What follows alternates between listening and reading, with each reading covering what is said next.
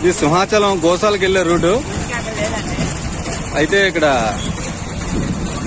ఒక petrol bunk కనిపిస్తుంది కదా, ఆ పెట్రోల్ బంక్ దగ్గర ఎవరో పవన్ కళ్యాణ్ ఫ్యాన్ అంట అతనికి ఏదో సమస్య ఉంది, ఆ సమస్య తీరిన వరకు అదే పవన్ కళ్యాణ్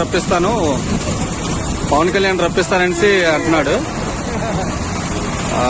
ఉప ముఖ్యమంత్రిని రప్పిస్తాను అనేసి ఆయన డిమాండ్. దగ్గరికి వెళ్దామంటే లైటర్ ఉంది, పెట్రోల్ ట్యాంకర్ ఉంది. నేను ఎయిర్పోర్ట్ పోలీస్ స్టేషన్ కి 4:30 అయింది. మా బాబు మీద ఎవరు పట్టించుకోలేదు, కనీసం పట్టించుకోవడం కదా ఎవ్వలేదు. ఇంకొకటి మా పవన్ మా దేవుడు, లా అండ్ ఆర్డర్ అంటాం కదా, లా అండ్ ఆర్డర్ ఎవరికైనా పనిచేస్తుంది.